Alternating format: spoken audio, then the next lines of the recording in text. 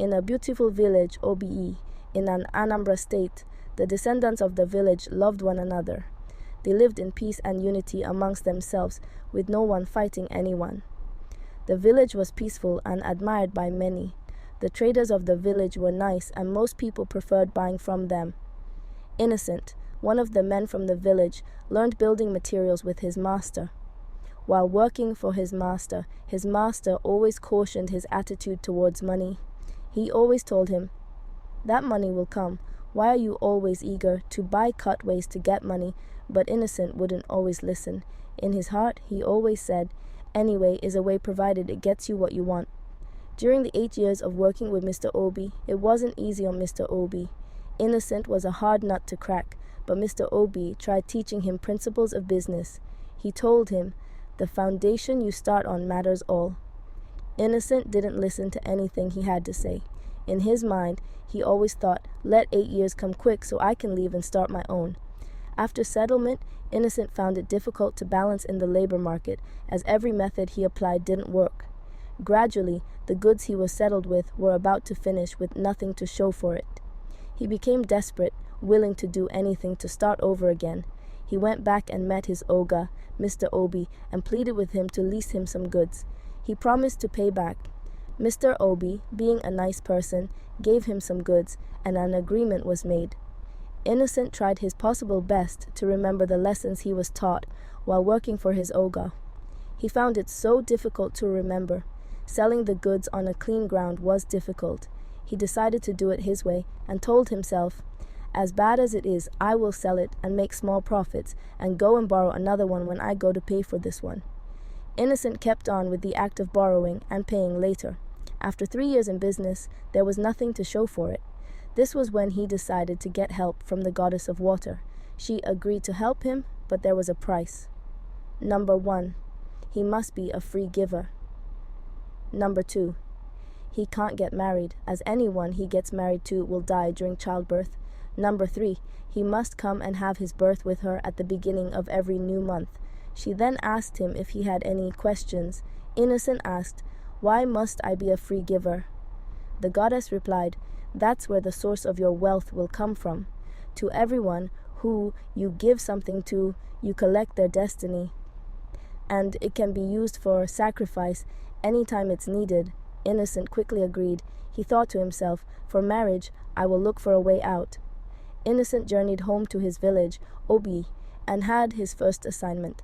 When he arrived, he invited the villagers for a party for successful settlement, working with his Oga, Mr. Obi. They all came out in their lovely attire. They ate, wine, and danced to their heart's content. They were happy for him.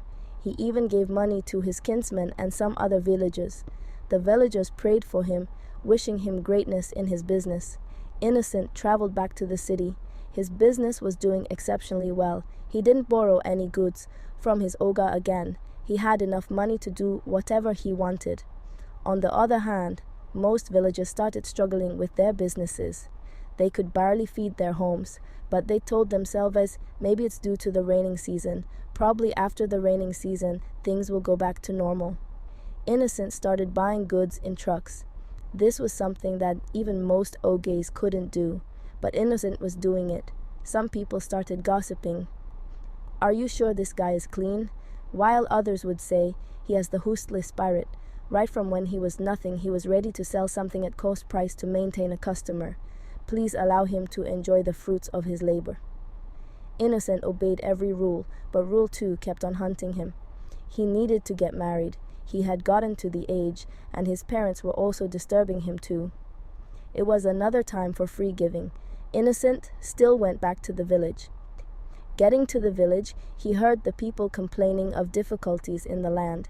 He said in his heart, "Finally, I have another reason to give without being questioned." He was so joyful. He then invited the villagers for a crusade in the village square. He told them they had to pray so that anything causing delays in the land would go. The villagers who had received Christ went, while the others who were still traditional believers stayed back. After the crusade, he asked them what they wanted him to do for the community. They all agreed that he should build a school for them. He agreed to their request and told them that he was going to do as they have asked. Before he left the village, Mr. Okoro, one of the kinsmen, pleaded with him to take his son and train him in the business, which he agreed to. Innocent left the village with Joshua, who was very excited to be going to the big city. They arrived late, so they went home. Innocent showed Joshua his room and asked him to eat and rest. "You will be going to work starting from tomorrow morning." Joshua was in awe of Innocent's house. It is a very big mansion with cooks and cleaners. Joshua woke up early the next day, got ready, and followed Innocent to work. At work, he noticed that customers walked into their shop, and no matter the price that was given to them, they always purchased the goods. This kept on going on for almost 6 months in his stay. He asked other people around, "Why is our shop different from yours? I noticed you chase customers around just to patronize you, while we just sit and they come to us. What are we doing differently?" Some told him, "Your boss has paid the price, so he's enjoying the fruit of his labor," while others responded, "If you care that much, send us your customers." As time went on, Joshua started going home on his own, along with other young boys in the market, whereas Innocent had to go and see the goddess of the water, who was beginning to get fond of him. She wanted him all to herself. She even told him he was the best servant, and she would always reward him and treat him special. Innocent's parents started pressuring him again to find a way. "You are almost 40, and you haven't gotten married. If you enjoy your life and get married at 50, when will you start having kids?" "When? My son, please pick a wife and make us happy." The pressure became too much. His mother refused to return back to the village after she came visiting.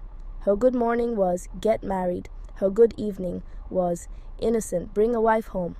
So he went in search of a wife and found one. Her name is Sandra. He introduced Sandra to his parents, who accepted her. He also took her pictures to the river goddess, who didn't accept her. She told him, "The one is trouble and might bring about your downfall." But Innocent didn't listen and went on with the marriage. After the traditional marriage, Sandra wondered why there wasn't any church wedding, so she asked her husband. He responded, "I am a traditional man. What matters is, I have done right by tradition and you. Moreover, traditional marriage is the main marriage," he said. Sandra has a wonderful personality, and it didn't take time. Innocent fell over heels for her. She is also a strong Christian and prayed every day. Innocent gradually started reducing his visits to the river goddess, paying more attention to his family. The family is beautiful and admired by so many people. A few months after Sandra took in, she kept it to herself and wanted to tell him during his birthday. But her stomach gradually increased in size, so she quickly told her husband, Innocent, who became scared. He gave it a deep thought. Losing his wife and the baby would be a difficult pain to bear. So he pleaded with her to remove the pregnancy and told her he wasn't ready yet and promised to do everything to make her comfortable. Sandra refused. She told him she can't. "It's against my faith," she said. Innocent pleaded with her for days, but she stood her ground. Innocent ran to the river goddess to plead with her not to harm his wife or his baby, but she was angry. With rages in her eyes, she responded, saying, "It's too late. You broke your vows, and you will have to bear the cost of your actions. I also warned you not to marry her." Innocent was lost. The love for his wife gradually started fading away. He stopped touching her or talking to her. He felt it would make her adhere to his wishes. But Sandra said, in her heart, when he finds out it's a son, he will come by. Sandra is 8 months pregnant and is preparing to receive her bundle of joy. She has prepared everything necessary for the arrival of her baby. Innocent, on the other hand, traveled to his village to perform his monthly rites. So, this time around, he commissioned the school which he had built, and everyone was glad. But suddenly, the atmosphere changed when a drunkard pointed accusing hands at him, shouting, "He is a ritualistic. No one should attend the school unless lives will be lost." But no one listened. They were excited. They carried him up singing songs of praises. The villagers started attending the school, and nothing happened in the first few months to anyone. They all turned to the drunkard in mockery, but he only responded, "It is too soon to judge." In the city, Sandra is 12 months gone and hasn't given birth. She knew deep within that her baby is still alive, but didn't know who she was at war with. She started her midnight prayers. She prayed like never before. She anointed every part of her home too. The river goddess summoned Innocent one night from his dreams and warned him to tell his wife to stop unless he was going to lose everything. The next morning, Innocent told her to stop whatever she was doing and go to the hospital for a cesarean section, but she refused. She told him she will give birth the natural way. After 2 months, Sandra packed her bags and went to the hospital. But this time, she invited the men of God to stand by her bed. The moment they started praying, they told her that her baby had been switched with an evil seed. And if she gave birth to the evil seed, she would know no peace. But Sandra refused and kept on pushing. On arrival of the baby was half human being and half monster. On seeing the child, she fainted, but the men of God stood and kept on praying, and the child disappeared.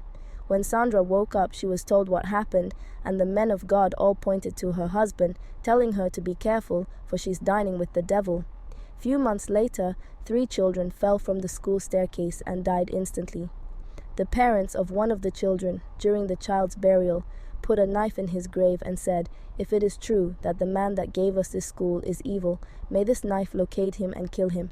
But nothing happened to Innocent, as he also went back that period to visit his parents.